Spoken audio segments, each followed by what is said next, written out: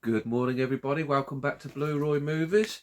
It's Sunday morning, which means it's time to have a look at what I've watched from the collection over the past week. We've got a little stack of 9 this week, not a huge amount.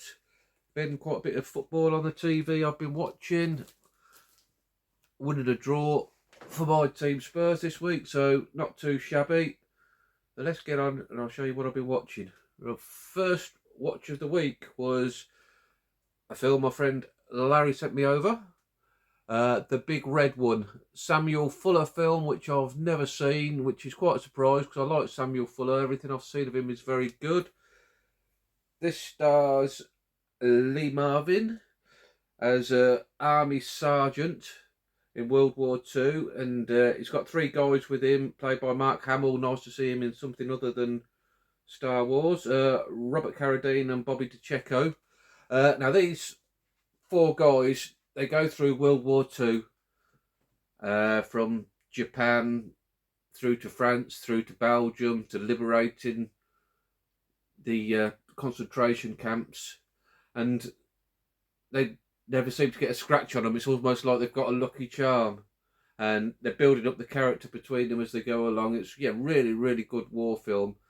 Sad in places, but also a bit of humour in places. There's one instance where one of the guys had managed to steal himself a nice toilet roll, and as he's landed on the beach to Normandy, he's got it up in the air as he's wading through the water, and the Germans shoot it out of his hands. That really amused me, that bit. Yeah, really good film. Recommend that to anybody. There's not a UK Blu-ray. I think this is the German. It has got an extended cut on it, but unfortunately the extended cut is only in single definition, which I thought was a bit weird. So yeah, I'll give that a go one day, watch the extended cut, see what the differences are. Next up, I watched Promising Young Woman. Now, this is by director Emerald Fennell. I think I've got that right.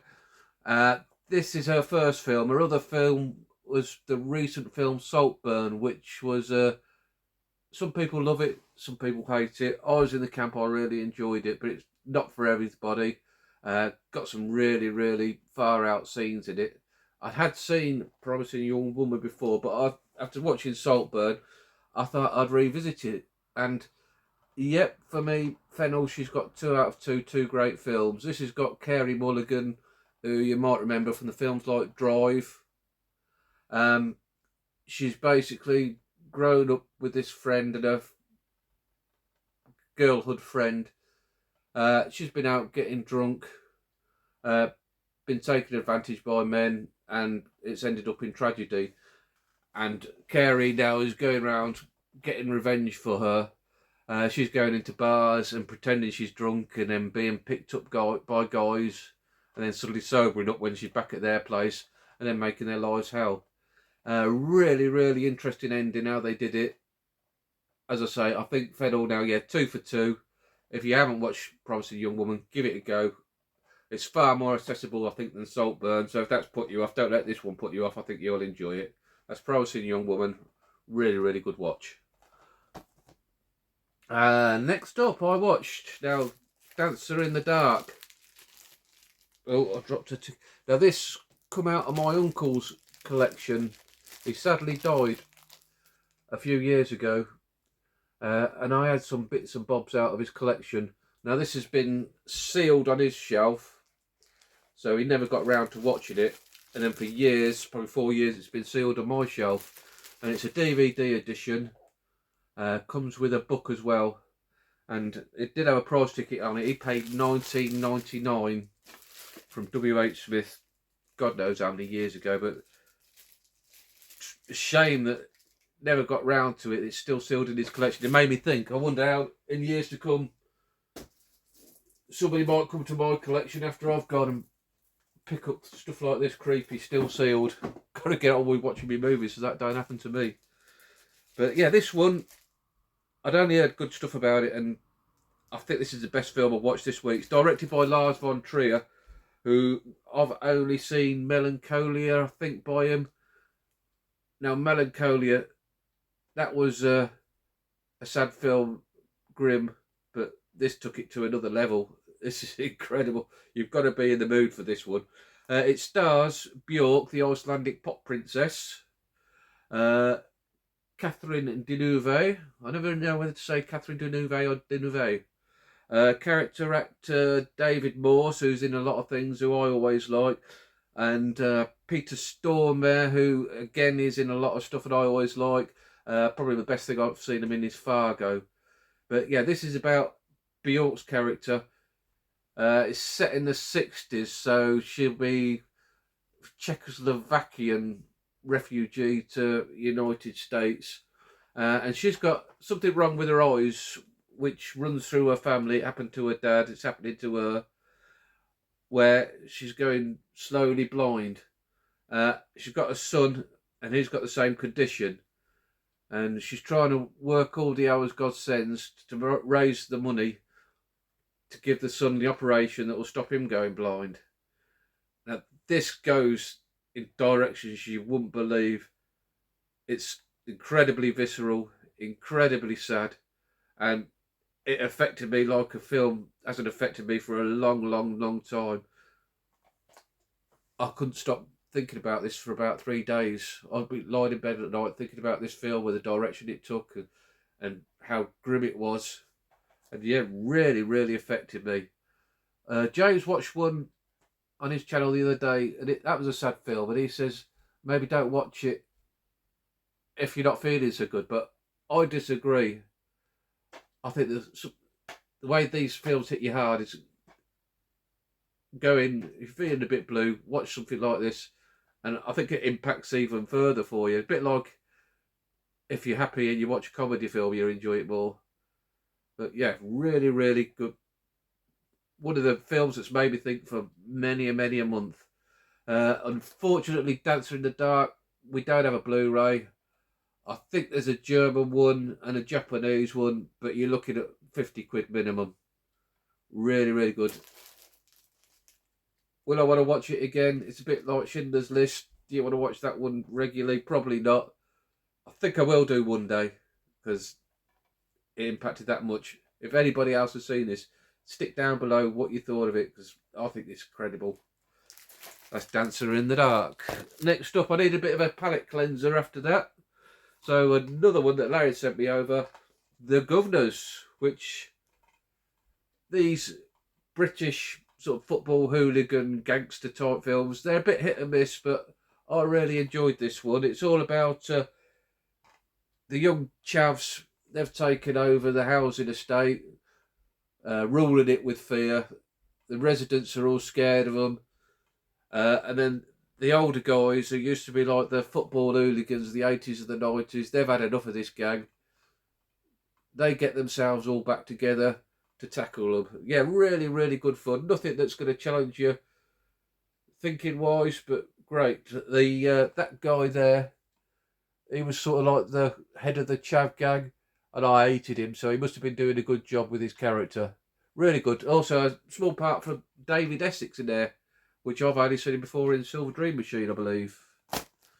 Now, next up, I never made it all the way through the MCU. I got past Endgame, I believe, 1 or 2 after that.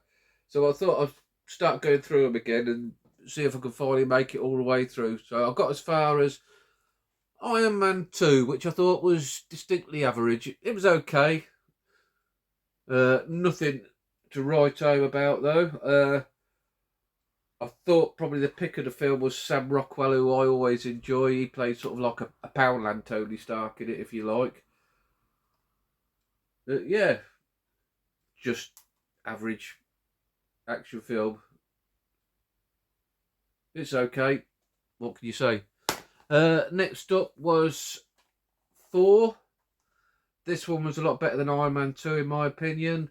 I enjoyed how it was set into sort of like 2 things going on at the same time. You had Thor on Earth, a fish out of water story, banished from Asgard. And then I enjoyed all the Asgardian stuff as well, with the fights and Loki taking over from Odin. And the beef with the ice giants. Yeah, really good stuff. That's one of the better Marvel ones so far, I think. Yeah, that's Thor. And next up, it to round off a sort of hat trick of MCU, the Captain America First Avenger. Again, this is what I quite like.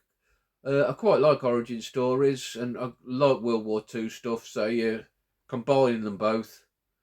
Really, really good. I like the Red Skull story and Hydra. Yeah, I think you've all seen it. Very good. Captain America, the First Avenger. Then next up, oh, my stack's falling over. I delved into the Female Prisoner box set for the first time and picked out the first one. Female Prisoner, 701 Scorpion.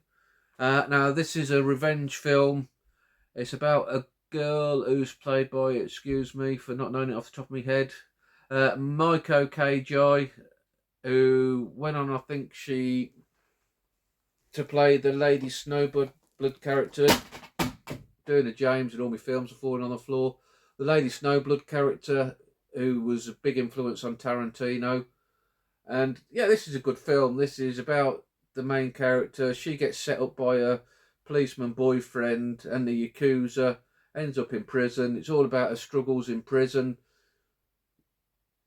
at the hands of ruthless guards, abusing all the women in there, to her ultimate escape and revenge on the people who put her there in the first place. The only thing I did struggle with this, at the sound of, I don't want to sound little bit racist, but all the female characters being like Japanese, they all sort of had like dark hair, same haircut.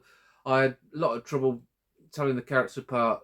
But apart from that, really good film, and I'm looking forward to delving into the box set because I think they're all supposed to be pretty good quality. So yeah, it's Female Prisoner, 701 Scorpion. And last up for the week, a film we sat down as a family and watched last night, and revenge seems to be a bit of a theme in this week. So we watched Kill Bill Volume 1. My son, over last year or so, we've been going through the Tarantino films because he's a Tarantino virgin up to last year. I think we're about halfway through them now. Watch Kill Bill. Brilliant, brilliant revenge film. Super stylised, ultra violent. Really good stuff. He enjoyed it. He said it's probably his third favourite, Kill Bill. So next up for us on the Tarantino watches will be Volume 2.